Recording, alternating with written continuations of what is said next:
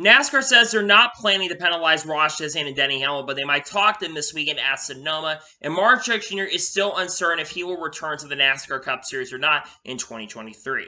What's going on, guys? It's Daniel, and welcome back to our video. We've got a ton of NASCAR and other motorsport stories discussed here today on the channel. Let's go ahead and just jump straight into those really quickly. We're going to go ahead and start off paint schemes and sponsorship news first. Let's jump into those really quickly.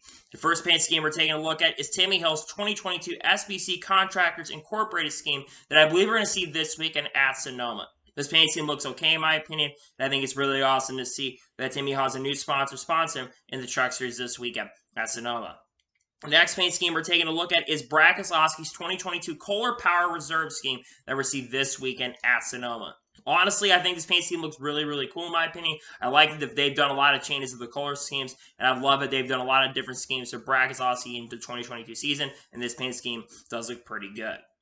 The next paint scheme we're taking a look at is Todd Gilliland's 2022 Chicago Pneumatic scheme that we'll see this weekend at Sonoma and later this year at New Hampshire in a couple of weeks. Honestly, I think this paint scheme looks pretty decent in my opinion. I love the color variations of the red and the black and everything on it, and the white number as well. I think it looks solid, and I'm excited to see it on the racetrack here this weekend at Sonoma. The next paint scheme we're taking a look at is Sam Mayer's 2022 Jockey Accelerate scheme that we'll see later this year on the 4th of July weekend at Road America. I absolutely love this paint scheme. I love it. They've got celery basically on the side of the car, but the colors look great. The blue, the red, everything on it looks amazing. They did an absolutely incredible job on this, and I'm excited to see on the racetrack later this year at Road America. The next paint scheme we're taking a look at is Spencer Boyd's 2022 Growfully scheme that I believe we're going to see this weekend at Sonoma. Not really much to say here. The only thing I will say, though, is that basically I love the fact that he always has new sponsors that comes along with him. It's good to have brands that work with him, and honestly excited to see Growfully is sponsoring Spencer Boyd this weekend. The next paint scheme we're taking a look at is Jack Wood's 2022 Cook's Collision scheme that I believe we're going to see this weekend at Sonoma. Very different looking scheme in my opinion. Not the big fan of the color variations on it though, but it's good to see that he does have a new sponsor this weekend at Sonoma. Next paint scheme we're taking a look at is Brett Moffitt's 2022 Circle B diecast scheme that I believe we're going to be seeing later this season. Now, this paint scheme does look very similar to other Circle B diecast schemes that we've seen in the past, but I do think it actually does look decent, and I'm looking forward to see on the racetrack here later this season. The next paint scheme we're taking a look at is Joey Hand's 2022 Bill Ford Proud scheme that we'll see this weekend at Sonoma. This, of course, will be Joey Hand's second start with Rico Racing this season, by the way. Honestly, very similar Eric on roll scheme. I like it a lot, though. There's not really much to say. It's basically very simple, which I love simple schemes, and I think it does look pretty good, in my honest opinion. The next paint scheme we're taking a look at is Ricky Stenhouse Jr.'s 2022 Cottonelle scheme that we're going to see this weekend at Sonoma Raceway. Honestly, I think this paint scheme does look pretty decent in my opinion. It's not absolutely great. I think JTG's had some good paint schemes, and they've had some bad paint schemes this year, but hopefully we'll see a good run with this paint scheme this weekend for them as they try to have a bounce back weekend here at Sonoma. The next paint scheme we're taking a look at is Kyle Busch's 2022 Yahoo scheme that we're seeing as final Truck Series start of the 2022 season at Sonoma.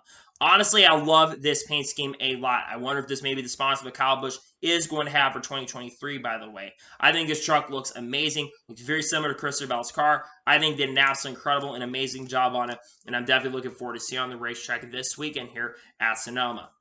The next paint scheme we're taking a look at is John Hunter Nemechek's 2022 Personal scheme that we're seeing the Truck Series return at Sonoma Raceway.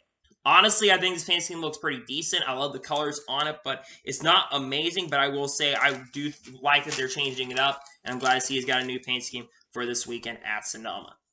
The next paint scheme we're taking a look at is Austin Dillon's 2022 Dow 125th Anniversary scheme that I believe we're going to see in a couple weekends at the Road America on the 4th of July weekend. One thing I love about the 4th of July is they bring a lot of different types of paint schemes out. I think that's one thing that I've really enjoyed about this year. I think it looks actually good, and I'm excited to see on the racetrack at Road America.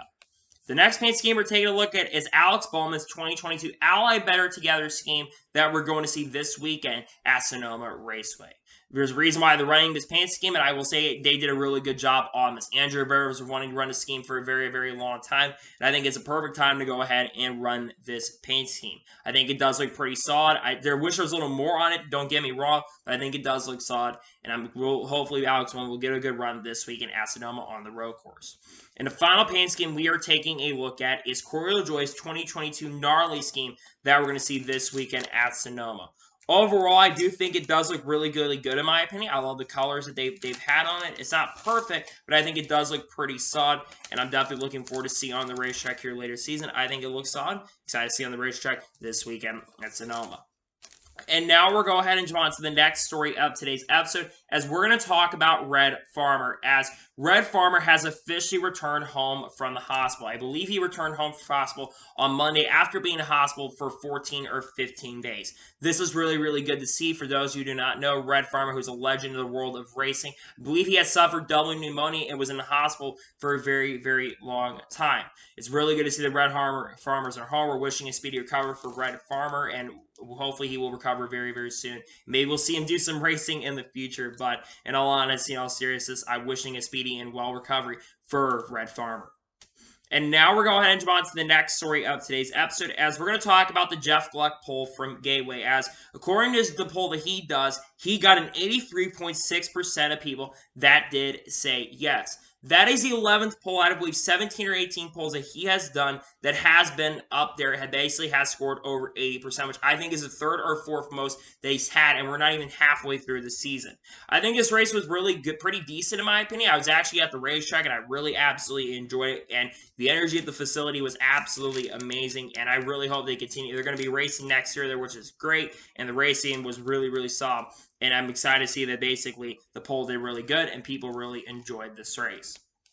And now we're going to go ahead and jump on to the next story of today's episode, as we're talking about the Truck Series incident counter. So, according to Toby Christie, we're going to be looking at the Cup, Trucks, and Xfinity Series. First, we'll start with the Truck Series. So, according to the incident counter that TobyChristie.com transfers, Timmy Hill has the only one that has had 0 incidents in any series combined this year, has kept his truck clean.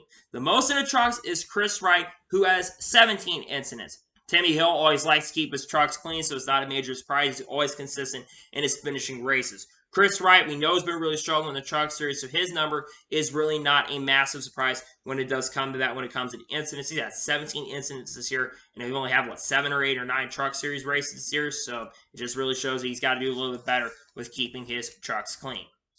And now we're going to jump on to the next story of today's episode, as we're talking about the Xfinity Series incident numbers. And this is kind of a little bit of a shock to me when it comes to these incident numbers. So Ryan Vargas has only 3 incidents this year, which is actually a really big shock. I thought Ryan Vargas got a little more, some more incidents, but he's only had 3 incidents this year, which means he's kept his car really clean.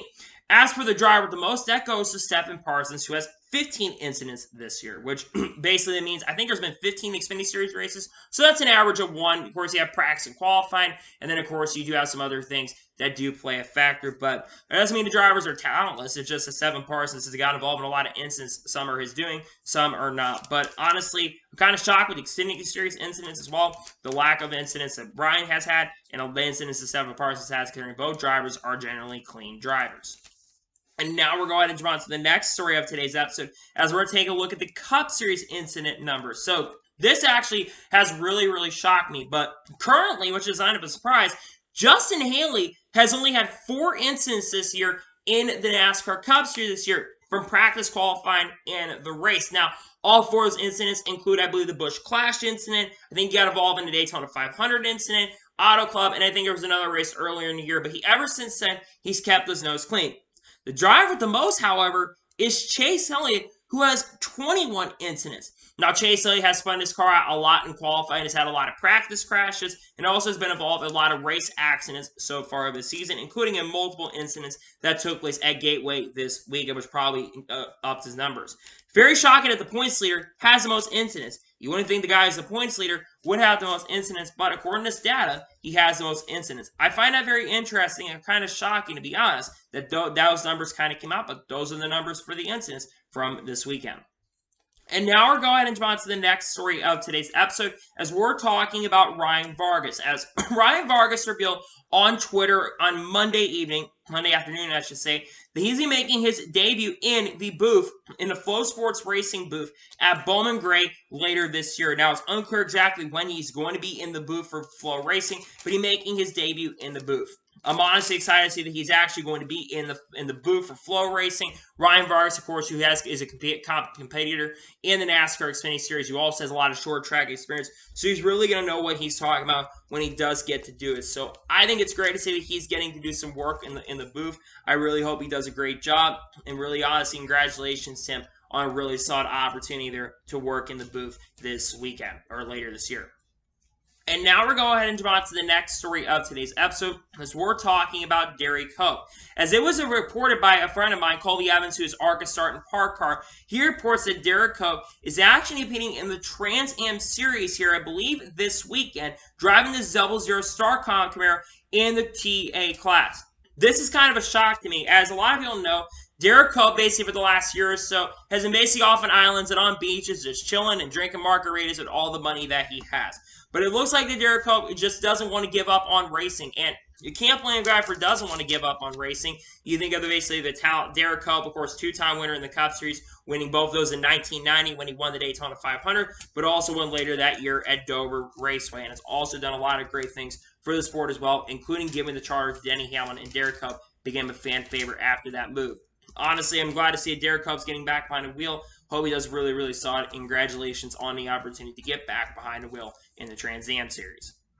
And now we're going to go ahead and jump on to the next story of today's episode, as we are talking about Cole Williams. As it was revealed yesterday that Cole Williams has been released from Brackley WAR Racing. Now, there was later a statement that came out from Cole Williams, basically saying that I did not like things that were going on at Brackley WAR. I appreciate my time at the team, but I will no longer be having services with Brackley WAR. This is really a big shock to me, considering Colby Williams has been in the developmental program for the organization. It's kind of a surprise to me that he's been released from the team. It seems like there's something that was really, really going wrong with the organization. I don't know what's been going on with the organization. They've got some things that they do definitely need to sort out for things they can get back on the wheel. It's unfortunate what's going on with that team. I hope they can sort it out and that we don't have any legal issues and legal troubles, but it seems like something really, really bad happened, and that's why Cole Williams is probably released from the organization at Brackley WAR. It's definitely unfortunate, but it is what it is. And now we're going to jump on to the next story of today's episode, as we're going to talk about Andy Lally. As Andy Lally revealed yesterday that he will be in the Fox Truck Series booth this weekend at Sonoma. I believe this will be the second time that Andy Lally has been in the Fox Sports booth, as earlier this year, of course, he was in the Truck Series booth at Circuit of the Americas in the race that we saw Zane Smith go on and steal the victory. Andy Lally, when I've seen him in the booth this year, has done an amazing job and has a lot of road course racing and knowledge and experience that really will play a factor, including a lot of experience coming to a track like Sonoma. I think that will play a big role in helping out these drivers, and I think that he's actually going to do a really, really good job this week in the booth. I think he's a driver that has a lot of experience. He knows how to get it done, and I'm very excited to see that he's going to be in the Fox Sports booth. Congratulations, Andy Lally. I think he'll do really solid this weekend in the Fox Sports booth for the Truck Series. And now we're going to go ahead and jump on to the next story of today's episode, as we're going to talk about Worldwide Technology Raceway. Now, Worldwide Technology Raceway, after the first Cup Series race, sent out a letter and a memo to all their fans on social media, to all people who attended the race. And they sent a letter asking thoughts on the first Cup race and what can be done and what could not be done with the racetrack. I'm going to talk about this because I actually was at the first ever Cup Series race at Worldwide Technology Raceway. Here's some things I really liked and here's what I didn't like. One, I think traffic was not as bad as people thought it really was going to be. I will say that the attendance and the energy around the facility was absolutely amazing, and the amenities were good. Here's the thing I really think one of the biggest issues that I think a lot of people really had is the lines for the concession stands. I think this is the only major thing I will say that does need to be changed. And this is something you're going to have at a lot of racetracks is along concession lines. But you really need to get those concession lines moving, and I think more concession stands will really be a thing that the track should definitely invest with. And I know you guys have $14 million. I think they got $40 million over the next 4 or 5 years that they're going to spend. One thing going into next year, and one thing I will suggest going into next year's race, is they definitely need to go ahead and update some of the amenities and definitely need to get more concession stands there. If they can do that, they've got a perfect weekend. Other than that, don't really have much to say. I thought they did a solid job. I think for the first Cup race, they did much better than Kentucky did, and traffic was not as big of a concern as people really made it out to be. So it's a good thing for sure, and I'm excited to see Worldwide Technology sent that memo, and good to see that they're trying to ask the fans what exactly they could do to do better and what things they could do to make things better.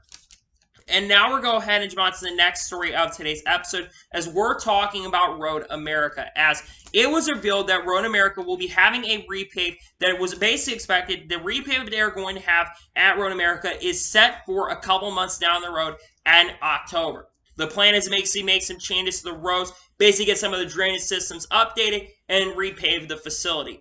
A lot of people are generally worried that Road America is not going to produce good racing once the repave happens, but if NASCAR is a really good car and a car that really does good on road courses, I don't think it'll be an issue, and this is really the same thing that goes for the IndyCar series.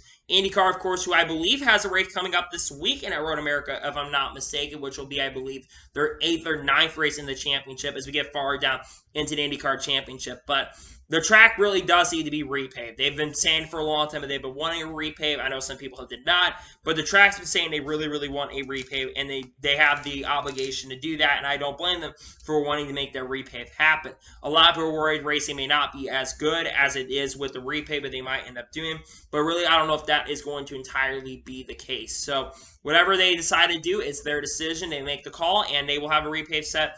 For the time, it is what it is. It's their decision, and they get to decide if when they want to do the repave or not. It's their call. And now we're going to go ahead and jump on to the next story of today's episode, as we're going to talk about Jade Buford. As Jade Buford is going to be making his Truck Series debut this weekend at Sonoma, driving the number 33 for the Ram Brothers Racing organization. This is what could be said, Jade Buford's first ever NASCAR Camping World Truck Series start. And will, of course, I don't know if I'll be Machine Racing helping out. I think it's still going to be a Toyota. But Jade Buford, of course, known for having a lot of experience in the NASCAR Xfinity Series, driving for Big Machine Racing. And when I think of him, I think he's really good on road courses. He did have a good run going at Portland. I think he had some issues late in the race that took him out of contention. But Jade Buford's been known to be a really good road course racer. And I think it'll be also a really good help for them in the points as well, considering that 33 truck, I believe, is not really good in the owner's points right now. So they want to bring a guy who has a lot of experience and a lot of potential to get things done. Overall, very excited to see that he's getting behind the wheel of the number 33 truck, and hopefully he'll do really well this weekend at Sonoma. And now we're going to go ahead and jump on to the next story of today's episode, as we're going to talk about Brad Perez. As the bread man is going to be driving the 43 for the Ram Brothers Racing organization this weekend at Sonoma. This will be Brad Perez's second start in the NASCAR, career start in the NASCAR Camping World Truck Series, which I believe finished in the top 25 or nearly finished in the top 20 in his debut at COTA earlier this year. Brad Perez, with a lot of road course experience, will be looking to have a very strong run this weekend, and I think Brad Perez could have a good run. Now, the 43 truck right now is not really good in the owner's points right now, so Brad Perez is going to have to qualify his way into the Camping World Truck Series race. But I think with the talent and capabilities that he has, I think he'll be able to get that done. I think Brad Perez will be able to do it, and I think if he makes the show, I think he's got a shot at top 30 or even a top 25, which would be really good for the owner's points. I'm excited to see him back on the wheel, and congrats to getting another opportunity, once again, man, of racing in the 43 for the Ram Brothers Racing organization. And now we're going to go ahead and jump on to the next story of today's episode, as we're going to talk about Scott Hackert. As Scott Hackert is going to drive the 78 for Live Fast Motorsports this weekend at Sonoma.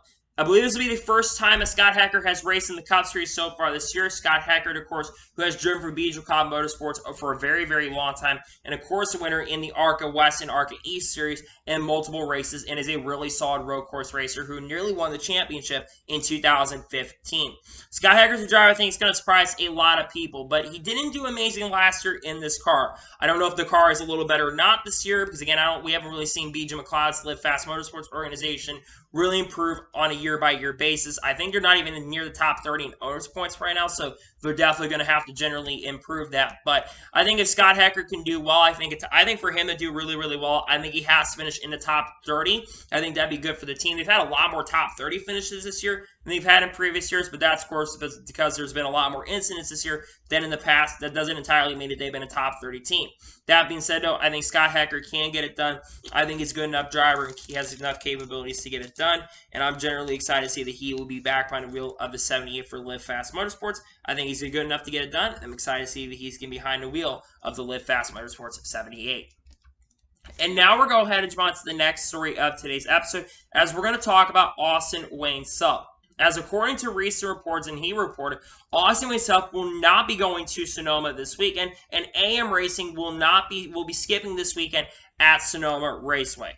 Austin himself was initially supposed to run this weekend at Sonoma, but unfortunately what ended up happening was basically Austin himself has got a child that is on the way. His wife or his girlfriend or whatever it is basically has a child on the way giving birth, and he does not want to miss it. And we do have a couple off weeks, I know, but their birth is coming, and he does not want to basically made a decision that he does not want to race. Can't blame the team for not wanting to race for him racing, but I really am surprised that they just decided not to show up this weekend. I really think if you're in Austin Wayne Self's camp, I would have, in all honesty, in all seriousness, had a truck or a guy in your truck, maybe like a Michelle Abate could have had an opportunity, maybe like a Logan Bearden, perhaps, who you have available, maybe like a Max Gutierrez, perhaps, could have picked up to run. I really don't know, but I really think they should have had somebody on standby to go ahead and race that car. I understand why they're not doing it, but at the same token, at the same time, if I was in the position of AM Racing, I would have put someone else in. I get why they didn't, but I think they should have put someone else in my honest opinion, in the truck. But I understand why Austin was off. He's not racing. I just think they should have had someone on standby just so they can go ahead and race the car. And now we're going to go ahead and jump on to the next story of today's episode, as we're going to talk about Tate Fogelman. As Tate Fogelman is not going to be driving the 30 for On Point Motorsports this weekend at Sonoma, as they actually do have another driver that's going to get behind the wheel. The driver is going to be Colin Garrett. Colin Garrett, who is not going to start this year in any of NASCAR's top divisions this year, is a driver's race in the NASCAR Xfinity Series, has had some pretty decent success with a couple top 20s, and does have a lot of road course experience and knows how to get it done behind the wheel at these respective racetracks. Tate Fogelman also this year at road courses and other tracks has generally struggled so far this year, which is another reason why they're not putting Tate Fogelman behind the wheel. It's not that Tate Fogelman is a bad driver by any stretch of the imagination. It's just that Tate Fogelman has really struggled. And they want someone behind the wheel that really can get it done, right? They want someone who knows how to get it done behind the wheel and can do something. And I think Colin Garrett's capable of doing that. And Tate Fogelman has just struggled. It's not a lack of talent. It just wants someone who knows how to get it done behind in these cars and wants to do it. So it's not a big surprise to me that we got Tate Fogelman out of the truck this weekend. I think Tate will be back in a couple weekends in Nashville. That's the next truck race after this one. Hopefully Tate Fogelman can do well enough where we can see Colin Garrett do well enough, help them in the owner's points position. And now we're going to go ahead and jump on to the next story of today's episode, as we're going to talk about Devin Ross. As it was announced last night, and Devin Ross revealed us, that he's going to be driving a 33 for Rain Brothers Racing later this year at Knoxville Raceway. This will be Devin Ross's first start of the 2022 season, as Devin Ross was initially supposed to make a start with this team earlier start. It might be the 33 or 43. I'm not entirely sure, because Brayton Latch was supposed to drive as well for the team later this year. But Devin Ross is a driver, of course, who has a lot of excessive experience and knows how to get it done behind the wheel. It's not a big surprise they've gone ahead and brought Devin Ross back in, who does have a lot of experience on this car. So it's not a massive and a big surprise to me. I'm glad to see he's getting another opportunity. And again, I'm definitely wishing the best luck Devin Ross this weekend with the Rain Brothers Racing. Well, not this weekend, but later this year down the road with the team. Hope he does well enough, and I'm glad to see that he's getting another opportunity. And congratulations to him on another opportunity for driving for the Rain Brothers organization here this season. And now we're going to go ahead and jump on to the next story of today's episode, as we're going to talk about Memorial Day weekend. Now, last night it was reported by Adam Stern that Memorial Day weekend, at least a total of 16.5 million people in the U.S. tuned into at least one of the three major races on Memorial Day weekend, up 4% from last year. And he also reports that at least 442,000 people watched all of the events from start to finish. I was one of those 442,000 people, more than likely, that did watch races, because I watched all three races. But wow, 16.5 million people altogether in the United States tuned in. And we thought the numbers were really bad for Memorial Day weekend. Well, they're actually a lot more up, because I think the peak numbers from every single race were really high. It's just the average of the average age and stuff, and how many households watching and stuff is really what they go by. It's not entirely that, but I think, honestly, those numbers are really good, by the way. The fact that 16.5 million people tune into the races this weekend, I think that shows a couple things. One, you've got more people that are tuning into racing. I think racing's definitely grown in the United States, at least on the Formula One side of things. But also, in some ways, NASCAR and IndyCar have grown as well. Now, we'll talk about the IndyCar ratings, which are really not that great, to be honest with you. But I will say the Memorial Day weekend ratings, honestly, are really solid. I think that they're good. And again, having 16.5 million people tune into races like this is great for the sport, and exciting to see that more people tune in. Again, those are huge numbers, by the way, for Memorial Day. Like, being up 4%, that means I think that's an increase of a couple 100,000 people, 200 or 300,000 people. So that's a huge number increase of people tuning into the races. I think it's great for the sport, and exciting to see that the Memorial Day weekend numbers are definitely up. I think it's really exciting, to be honest with you. And now we're going ahead and jump on to the next story of today's episode, as we're going to talk about Carson Ware. As it was revealed last night that Carson Ware has been reinstated by NASCAR. Now, a lot of you probably don't know the story of Carson Ware. I'm really not going to get into it. Let's say that Carson Ware was involved in some really sketchy stuff. He was involved in some stuff. He got arrested for something that I'm not going to really get into, and has been out of sport for nearly a year. I believe he got suspended back, I think, in November or October of last year, and has been gone for a very, very long time. Carson Ware, of course, who is the brother of Cody Ware, and who also is, I believe, one of the sons of the Rick Ware, who is the owner of Rick Ware Racing. Carson Ware, I'm glad he's tried to clean up his act, and I'm glad to see he's back in the sport. I don't know exactly what's been going on with him, because I think it's kind of nuts what he did. It's kind of crazy what he did, but it's good to see he's back in the sport. I mean, regardless of your opinion on him, it's good to see when a driver kind of cleans up their act and doesn't get involved in any more crime and stuff. He's involved in some crime and some stuff that he probably should not be involved in, but I'm glad to see he's back in the sport, and Carson Ware will be back in NASCAR in some capacity. It's unclear if he'll race at all this year. He probably won't even race at all in 2022, but it would not shock me even 2023 if we see Carson Ware make some more starts down the road here in the future.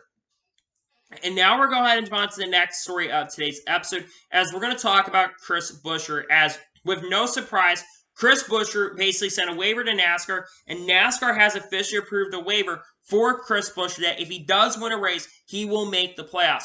Now, Chris Buescher was out this past weekend due to COVID-19 protocols, and after testing positive for COVID-19, Chris Buescher did not race this past weekend at Gateway. He will be back this weekend, though, at Sonoma. Now, Chris Buescher, of course, has to get in position to win, and so far, I think he's not been able to win the race. Right now, I think the only way Chris Buescher probably can make the NASCAR Cup Series Plus is a win at one of these upcoming Super Speedway races, whether that is Atlanta Motor Speedway in July, or whether that is Daytona. He's going to have to win one of those races going down here later this season. He's going to have to win a race regardless to make plus. And even before he got out because of COVID-19, he was still going to have to required to win a race to make the playoffs. And again, it's disappointing that this is the case for him, but he is what it is. And I'm glad he got a waiver to get back and have a shot at making it, because I think personally, if he didn't get a waiver, I think that would have been an absolutely horrendous and really bad call by NASCAR. So I think it's a great decision that NASCAR did give him a waiver to get back, and good to see that he's been given a waiver that if he does win a race and he will be and stays in top 30 points, which right now I don't think he's even in danger of falling out of the top 30 despite winning a race,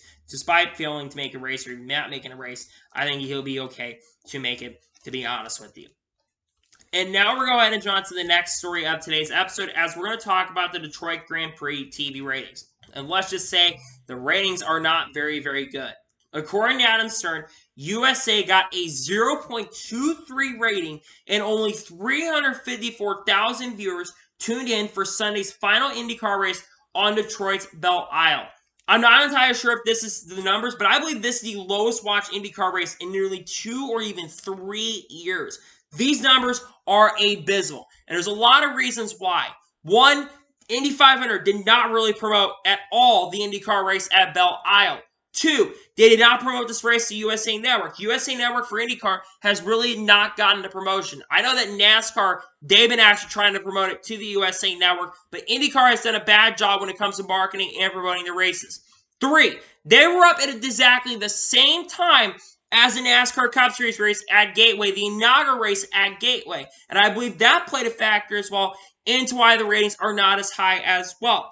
I think IndyCar's got to do a better job when it comes to it. And it does actually, however, also get me a little nervous for the NASCAR coverage, because the fact that not many people tune into an IndyCar race, that's a little bit concerning, because again, IndyCar is most of the race on NBC. The fact that a race on USA, though, really struggled is absolutely disappointing, and it's kind of unforgivable, in my opinion, how low these numbers are. That's really concerning. They've had massive drops. We thought IndyCar was growing, but IndyCar really isn't growing when you have numbers this low. Absolutely disappointing, and they need to go back to the drawing board to generally fix this problem, because I think that there is one major thing that is playing a factor in why these numbers are low, And you just don't go up against NASCAR at the same time. I don't understand what's so hard to understand. Don't go up against NASCAR at the same time because your ratings are going to be horrendous. That's on IndyCar for going up against NASCAR at the same time, and they should know better. And Roger Penske, who's an owner of NASCAR, should know better when it comes to that. And now we're going to go ahead and move on to the next story of today's episode, as we're going to talk about Cole Pern. Now, this is kind of a really, really shocking thing. But this weekend, the original engineer for Martin Truex is actually out this weekend. So the engineer for Martin Truex Jr. is going to be his former crew chief, Cole Pern, who's going to be the team engineer for this weekend for them at Sonoma.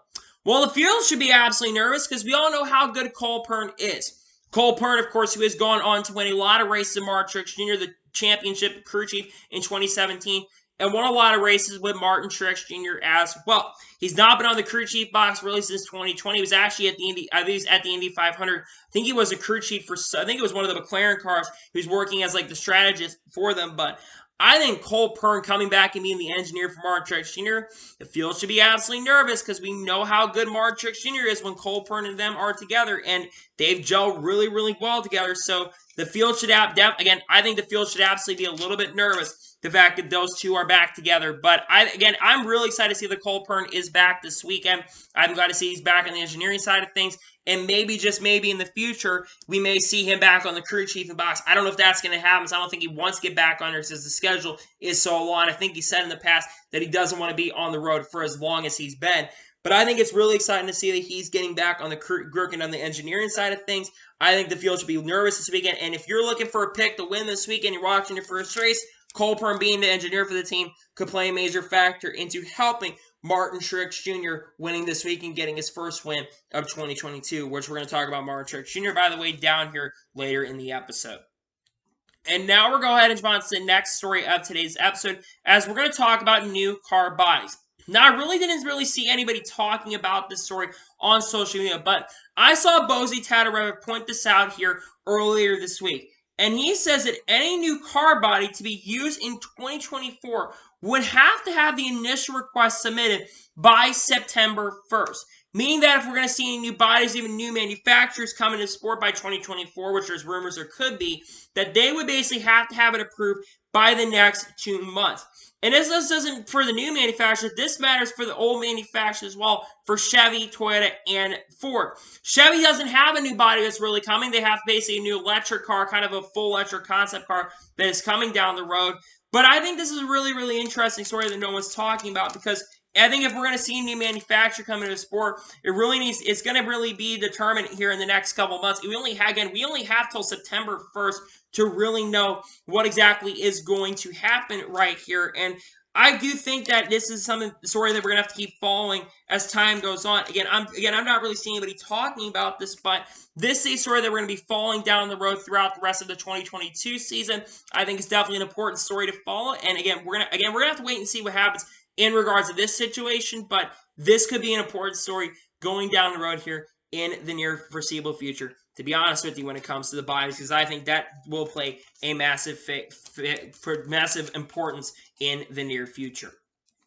And now we're going ahead and jump on to the next story of today's episode, as we're going to talk about Joey Logano and Kyle Busch. Now, Joey Logano and Kyle was on Sirius XM NASCAR Radio, I believe yesterday morning, or basically on Monday morning, and Joey Logano was basically talking about how he and Kyle Busch race each other really respectfully. Joey Logano did say, yes, I can't say we like each other, but we seem to have respect for each other's abilities and the way we race. Now, a lot of people think that's kind of a shock, considering him and Kyle Busch really had an incident against each other in 2017 at Las Vegas. And I don't think Kyle Busch is a big fan of Joey Logano. But one thing you notice between each other is Joey Logano did not race Kyle Busch really, really hard. Yes, he moved them up the track a little bit, but he raced Kyle Busch really, really clean. If Joey Logano always raced like he did this past weekend at Gateway and Worldwide Technology, he'd probably have a lot of people that generally would like him and have a lot of respect for him. The problem is, Joey Logano is kind of a hothead and a driver that gets mad at people and will race you really, really hard and kind of wreck you as well and dump you if he has the opportunity and he has the chance. If Joey Logano just raced like this all the time, though, he would have a lot more people like myself that would respect him. I actually don't hate Joey Logano. I'm not even a big fan of Joey Logano, but I respect that he's saying this. And I think he raced Kyle Busch really, really clean and respectably, and he didn't wreck Kyle Busch for the win. And this is proof that Joey Logano is so capable of racing like this. If he raced like this all the time, he would have so much respect from so many fan bases. But unfortunately, we know how Joey Logano races. He doesn't race people clean, and it makes a lot of people upset and mad. I can't blame people for being upset and mad at Joey Logano for generally the way he races. But I think the way he did race this past weekend was very, very respectful and very, very understanding. So I'm very happy to see this for sure, and I'm glad to see that, again, I'm glad that he kind of addressed on Sirius and NASCAR Radio and came on there. So I think it's important that he talked about that, and I'm generally glad to see that he came on there and talked about this, and I'm glad to see for sure that he talked about how he raced Kyle Busch respectfully and clean. And he did race him clean and respectively, in my opinion. And now we're going to go ahead and move on to the next story of today's episode, as we're talking about Justin Marks. Now, we're going to talk about the Denny Hamlin and Ross Chastain stuff in just a little bit, but Justin Marks had his own comments in regards to the Denny Hamlin and Ross Chastain situation. And Justin Marks says that he is here for it between Chastain and Denny Hamlin, and says, if you want to go, let's go. Now, Justin Marks, of course, who is the team owner of Trackhouse Racing, is basically going out there and basically saying that I'm going to defend Ross Chastain no matter what. Now, I like Justin Marks, and I love Trackhouse Racing. Do not get me wrong. But the way that Ross Chastain drove this past weekend at Gateway was really kind of unacceptable in my opinion. I went back and watched a TV broadcast yesterday, and yeah, Ross Chastain was really over his head. Now, of course, Ross Chastain and Denny Hamlin got into it. We're going to talk about that later in this episode, but Justin Marks is going to defend his driver no matter what. Even though his driver probably was in the wrong, he's going to defend his driver, right? And I think Justin Marks bringing this up is very interesting. We saw Justin Marks, because basically he went on social media and was going out and talking about him and Denny Hamlin. So I think we'll see more between these. Do we see more between these teams, owners and stuff? Because he and Denny Hamlin do talk. I just think there's probably a lack of respect gained from that situation. They're both team owners in the sport, and you can't blame Denny Hamlin for being upset at Ross Chastain. But I think Justin Marks is regardless going to defend his driver no matter what in any situation regardless. And now we're going to go ahead and move on to the next story of today's episode, as we're going to talk about Andretti Global. Now, we've talked so much about this Andretti Global story. So Andretti is trying to basically get into Formula One, and we've seen a lot of updates really over the last 4 or 5 months when it comes to this. So according to Yes on Monday from Adam Stern, and some within F1 feel that the Andretti brand on its own is not enough to get an expansion team, and that the family needs to partner with a car manufacturer not currently in the series to make it sufficient. I find this to be absolutely ridiculous and really, really offensive to the Andretti name for so many reasons that I cannot understand. Number one, it's the freaking Andrettis. Mario Andretti is one of the greatest drivers in Formula One. Michael Andretti has built an empire, and the Andretti name itself has had more impact on the sport of racing alone than a lot of these teams in Formula One, including Toto Wolff and Mercedes, who really not had a major impact in the world of racing, unlike the Andretti name. I'm pretty sure the Andretti name has had more of an impact on the racing alone. And this is such a big problem with the elitist culture of Formula One and how many people in Formula One don't show respect toward Mario Andretti. You would think people would know this in Formula One, elitists in Formula One, people who run the sport of Formula One, you would think they generally would basically freaking know how big of an impact the name really, really has. But this is a problem you have when you have the Formula One culture. They're so elitist, they show no respect. You would think that they would know the history of the sport of Formula One and would know the sport of racing. Yeah, apparently the Andretti name alone does not have a big enough impact. Are you kidding me? You would have, I guess I think what really it comes down to is the fact they don't want an American brand in there. They want American expansion, but they really don't want a team, an American-based team. For F1 to grow in the United States and to continue their growth, an American-based team is the way to go. And I understand that they want less, they don't want as much less money, but at the same token, in the same time, they really should be wanting this to happen. I don't get it, and I don't understand this elitist mentality that comes out of some of these people. It drives me nuts and absolutely crazy, but it isn't a big surprise to me. It shouldn't surprise anybody that it's like this. It's been like this for a while. It does need to change, but I don't see it changing anytime soon. And it's really, really frustrating to be a fan of this sport sometimes. I love this sport, but god dang, for God's sakes, this elitist mentality's got to stop in the world of Formula One, in my honest opinion. And now we're going to go ahead and jump onto the next story of today's episode, as we're going to talk about Alex Bowman. As it was revealed yesterday or Monday evening that Alex Bowman is going to drive a 7 for Spire Motorsports this weekend at Sonoma. This will be Alex Bowman's second start with Spire Motorsports season. He's already driven earlier this year at Circuit Americas, where he ended up nearly having a chance to win at Sonoma before I believe ended up basically having a tire going down and finishing outside the top 10.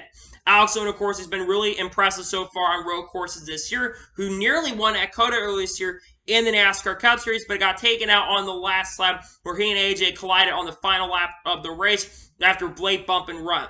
Now, Alex Bowman, of course, who's been very, very solid this year in the Cup Series Championship with, I believe, the second most top 10s of anybody so far this year, but unfortunately, he's had a lot of bad luck, which is why he's not near the top of the pylon or top of the grid currently at the moment. I think Alex Bowman getting this experience makes a ton of sense. I know a lot of people do not like Cup drivers racing a lower series, but I think when you have that limit, it's really not the end of the world, and I think he'll be somewhat competitive. In fact, I think he will be a driver that is going to be contending for the victory. Now, of course, he and Kyle Busch are going to be racing against each other, and remember the last time we raced at Circuit Americas and they raced against each other, we know the story of what happened. Basically, Kyle Busch and Alex Bowman got into it on the last lap, and there were some tempers that flared after the race and on pit road as well. But I still believe that those two, they have respect for each other. It's just that basically they race each other very, very hard. And again, you're going to have times where guys are going to race each other really, really hard for victory. So generally, I'm very excited to see Alex Bowman back behind the wheel. And honestly, I think he'll do pretty solid and pretty good this weekend at the truck race. And I think he'll be competing for the overall victory this weekend. And now we're going to go ahead and jump on to the next story of today's episode, as we're going to talk about the Gateway TV ratings from this past weekend from the inaugural race. So, according to Adam Stern, from this past weekend, FS1 got a 1.47 rating and 2.502 million viewers for Sunday's inaugural Enjoy Illinois 300. There is no really big comparisons, as this was the first race at Gateway. You may be able to compare Sonoma from last, which I think this race did have a little bit more people that watched than that Sonoma race, but there's really not big comparisons. Considering this race on FS1, nearly 2.5 million people watched. Those are pretty good numbers. Honestly, when it comes to FS1 numbers, when it comes to NASCAR and FS1, you're going to generally have about 2.5 to 3 million people that generally tune into races. And I think the ratings are continuing to go down generally year by year on those cable networks, basically quintessentially because less people are getting into cable and less people have cable providers and people are going to streaming services. Another thing I want to say, though, when it comes to this is I do think that when you have an inaugural race at a track, and I don't know why this was last year with COTA, but for whatever reason, they put this race. I not understand what Fox is what they're thinking here. They should have put this race on Fox. I understand it's after the Coke 600, but this race would have probably gotten at least 3 to 3.5 million people that probably would have tuned into this race minimum, or at least 3 million for sure that would tune into this race if you had this on Fox. I've been saying this for a long time, and I'll continue to say this again. As many races should be on the main Fox network. I don't understand why we've got races going on basically on FS1.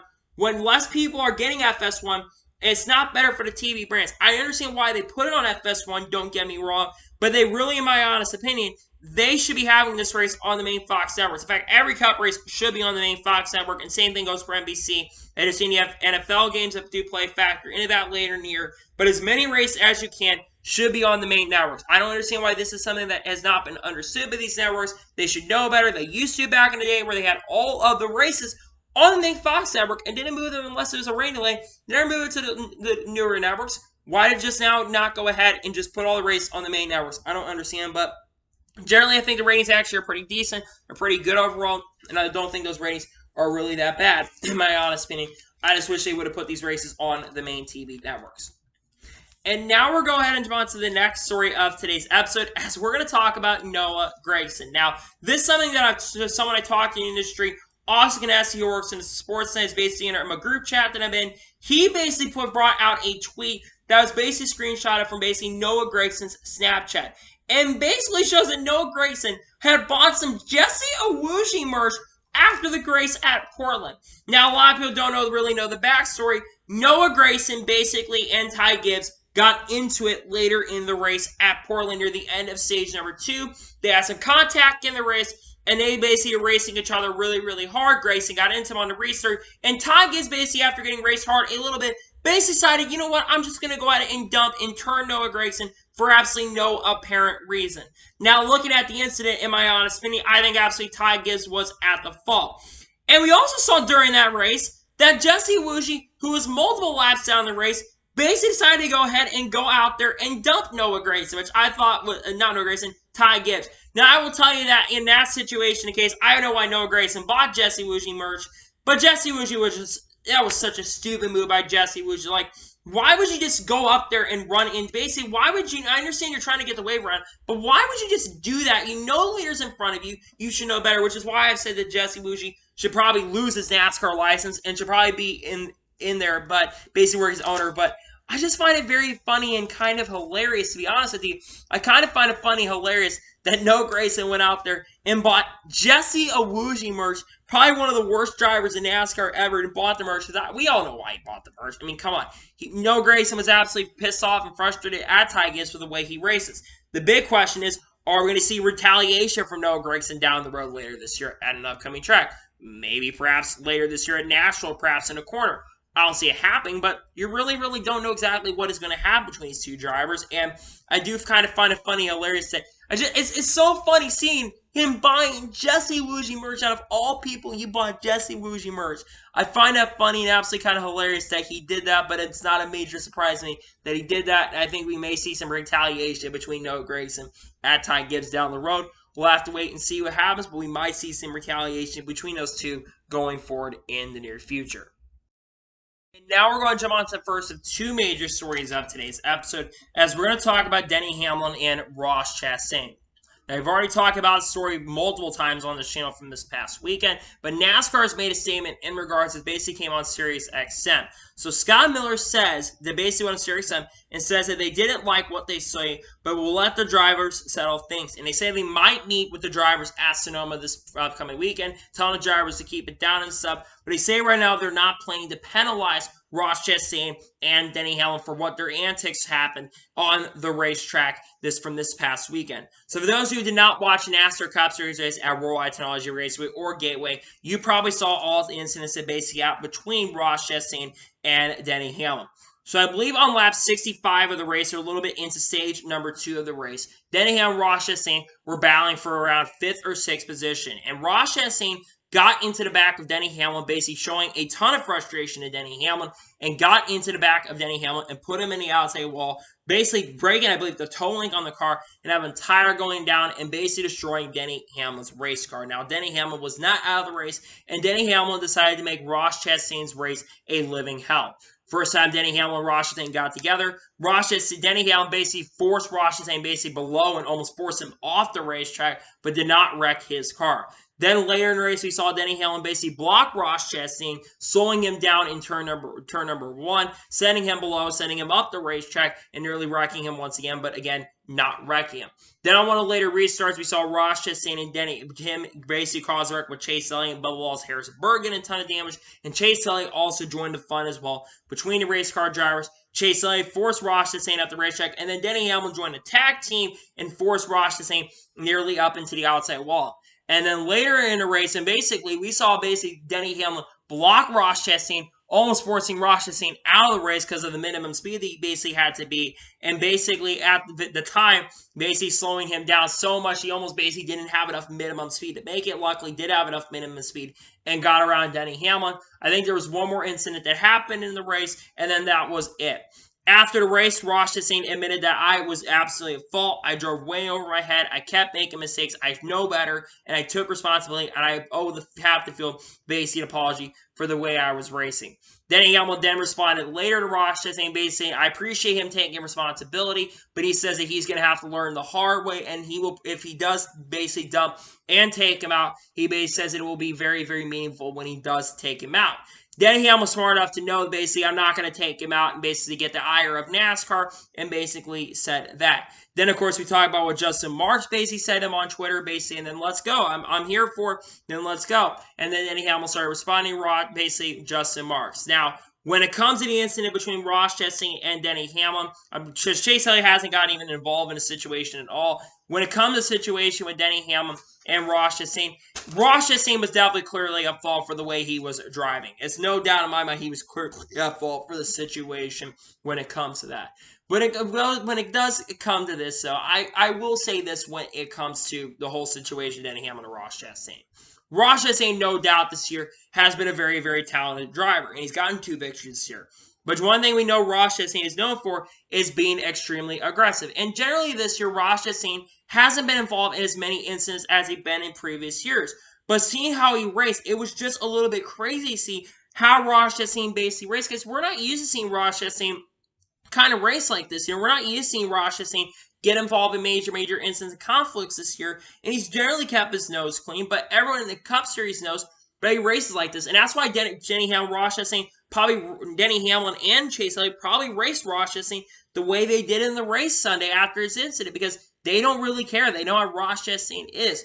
And Ross Chastain is not going to change his attitude, and probably he has to show it. He basically says, Paul saying it words and the actions on track are the only way I'm going to show it. And I think Ross Chastain, what he has to learn and understand is that he's probably going to he's already made some enemies here. He's got 2 enemies he's made. He's already made 3 enemies because Truex Jr., he's had issues with him this year. So he's made enemies this year, and he's definitely a championship threat right now. But one thing you cannot do is make enemies. If you're in a position of Ross Chastain, you're making enemies, and that's going to hurt you down the line, because you're probably going to have to deal with Denny Hamlin near the end of this championship. Despite Denny Hamlin not having a great year, you're probably going to have to deal with Denny Hamlin, and you're probably going to have to deal with Chase Elliott as well throughout the season. And he's going to have to deal with a lot of these drivers and deal with his way he's raced himself, and he's got to be prepared for that. He's probably going to have to because he's going to get raced the way he races, and he has to understand, he said, I deserve the payback that I get. So he understands exactly what he's getting, and he absolutely deserves it if he gets paid back, and he can't be mad about that. And I think Ross Chastain knows it was way over in his head. He has to learn from his mistakes. I think Ross Chastain is a really good driver. I really think he is, and there's no disrespect to Ross Chastain. He's got to clean up his act and stop racing the way he does, because otherwise he's going to have a lot of people that are not going to give him the respect he deserves, and he deserves a lot of payback that's coming to him if he does get paid back down the road. That being said, though, I think he's a good driver. I think maybe we'll see more situation. Who knows? But I'm glad NASCAR is not penalizing Ross Chastain and Denny Hamlin for the incident on track, because I think them letting drivers settle out, they've always been like this, unless you're Kevin Harvick and Chase Elliott. I think generally, though, it's a good thing that we're not seeing NASCAR step into this situation. And now we're finally jumping onto the final major story of today's episode, as we're going to talk about Martin Truex Jr. Now, I've already talked about on this channel earlier this week about Martin Truex Jr.'s future, as Martin Truex Jr. says that he's getting very close to his decision on his 2023 plans. And basically he went on Dave Moody and basically says, he was talking about a lot of things in regards to the next-gen car, talking about basic performance of the team, and talking about his future. And he says that, I'm not done yet, we'll see what next year brings, but also stresses that decision has not been made in regards to his decision for 2023. He did speak to the media earlier this week, however, we talk about this, and did say to the media that his decision for 2023 is going to be coming very, very soon. In fact, I think Kenny Wallace said this on the broadcast, and I watched broadcast last night, and said his decision is going to be coming in the next week or two to whether he will be returning to the Cup Series or not. Martin Truex Jr. has been in the Cup Series since technically 2004 and 2005. Has been a very successful driver, winning 31 career Cup Series victories. He has not won this year in 2022 yet, but currently sits 5th in the Cup Series points respectively, 33 points behind the points leader in the championship, Chase Elliott. Martin Truex Jr. really hasn't even been close to winning races this year so far, but has been a driver that's been really extremely consistent this year. They just haven't had the right setup to be absolutely competitive and go out and win races. Basically in the same position that Kyle Busch was in 2020. Now, I will say this when it comes to the position of Martin Truex Jr., when it comes to him, I think Martin Truex Jr. is a driver that's had a lot of success in the Cup Series. He's won a lot of big races. He's won the Southern 500. He's won the Coast 600. And 31 career victories. He's definitely a first ballot Hall of Famer. But it really is going to suck losing Martin Truex Jr. if we lose him, because he's a guy that's been in the sport for a while, but he has said in the past that he's really his opinion really depends on how much he likes the next-gen car or not. And he does say it's definitely a challenging car. We haven't had exactly everything perfect on the car, and we basically had to send Smith throughout this year. And I just look at Martin Truex Jr. because he's a driver that's not always going to show emotion. He's kind of one of those drivers that doesn't always show emotion, of course, unless you decide to basically get into him and basically unintentionally get into him. He'll show a little emotion then, basically go back to the incident between Eric Almirola and himself at Gateway earlier this past weekend. But I really do hope and pray that this is not it for Martin. I really hope this is not it for Martin Truex Jr. I really hope it's not, because It would be disappointing, but I will respect his decision regardless if it is the end for Martin Truex Jr. He absolutely deserves to be a first ballot Hall of Famer, has had an incredible career, and regardless, I think he absolutely deserves a ton of respect for everything that he's done. He's got a great foundation. His foundation with his girlfriend Sherry, they have a great foundation that they've provided. And I think that foundation, the catwalk they do, will still be around for a long time. I've never been part of that catwalk, but their catwalk has done amazing things, and they have a great foundation as well. But the question is now is that if this is the last year for Martin Truex Jr., who are the drivers that are probably candidates to take over for him? Now, there's absolutely a lot of candidates. I know a lot of people come up and talk about Ty Gibbs, but and people think he's probably the number one favorite. Ty Gibbs is not the number one favorite. Ty Gibbs, in fact, is probably going to be in the Xfinity Series next year. We've already talked about this on the channel, that Ty Gibbs is going to be back in the Xfinity Series next year, so he's not an option. So a lot of people saying he's an option. He's not an option, so stop asking about Ty Gibbs. The first driver, I think, is John Nemechek. John Nemechek currently drives the Ford truck for Kyle Busch Motorsports right now. I thought initially he'd be going to 2311 Racing next year, but we've come to find out that 2311 Racing, until NASCAR changes the business model, which they're probably not going to do that, they're not planning to expand their team. So if you're going to want to see any changes at 2311 Racing, you're going to have to get more. You're going to have to basically get that team to basically have retirement from Kurt Busch right now, because Bubba Wallace, he's not going anywhere anytime soon, and Kurt Busch has another year in 2023, but I think next year is going to be the last year for Kurt Busch. So John Hunter would probably be the favorite to get in there. He's a very solid driver. I think a lot of teams want John Hunter right now. This includes Stewart-Haas Racing. We know we've heard Stewart-Haas Racing really wants John Hunter Nemechek as well, but I think that he would be a favorite to go to that Joe Gibbs right, and I think he's probably the number one favorite.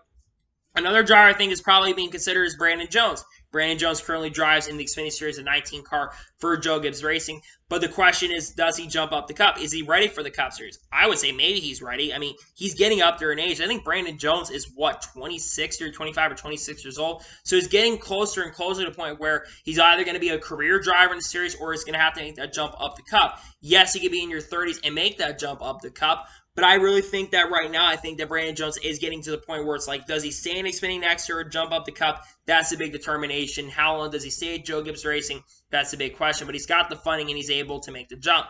I think another driver that's not even, his driver's not even in a Joe Gibbs pipeline, drives for Rich Choice Racing, Tyler Reddick. I think most people want to see Tyler Reddick get the opportunity. I'll tell you why they probably want to see Tyler Reddick. Tyler Reddick is a driver that's been very successful so far this year, but a lot of people feel like he's in the same position as Kyle Larson was last year, where it seemed like that Kyle Larson, he's a good driver and all, but before he went to Hendrick Motorsports, he's in the same position as Kyle Larson was. Tyler Reddick's made a lot of mistakes this year, so I think he would, but I think that if you gave him a good opportunity, I think he'd do well. I think if I had to choose between drivers that are able, I would say John Hunter, Tyler Reddick would be my personal choice. I'd probably say Tyler Reddick because of that Cup experience, but John Hunter would be a great position as well. But like I mentioned, if this is it for Martin Truex Jr., he's had an amazing and incredible career, and I really hope that he does not retire. But honestly, I think that he's going to potentially retire after the season. So, anyway, that is it for today's long NASCAR and motorsports video. I want to thank you guys for watching. Please subscribe to the channel, turn notification on to be notified when a video does go live on my channel. Follow me on Twitter, Facebook, and Instagram, and support me on pages so let's get jump over that and comment your thoughts on today's video. Do you think Martin Truex Jr. is going to retire from the Cup Series or not? Let me know in the comments below. And what are your thoughts about the Ross Chastain and Denny Hamlin feud? Let me know in the comments below. And do you think things escalate or not? Let me know in the comments below. Tomorrow on my channel, we're going to be having a NASCAR race picks video for the Cup Series race at Sonoma, the final race on Fox before we transition over to going over to NBC's broadcasting. And then on Friday, we're probably going to have a news video, depending on some NASCAR news that shows up. But keep your notifications on to see what drops on the channel. So anyway, like I said, I want to thank you guys for watching today's video. And I'll see you guys next time for some more great, awesome NASCAR and other motorsports content on the channel like this. Take care, everybody.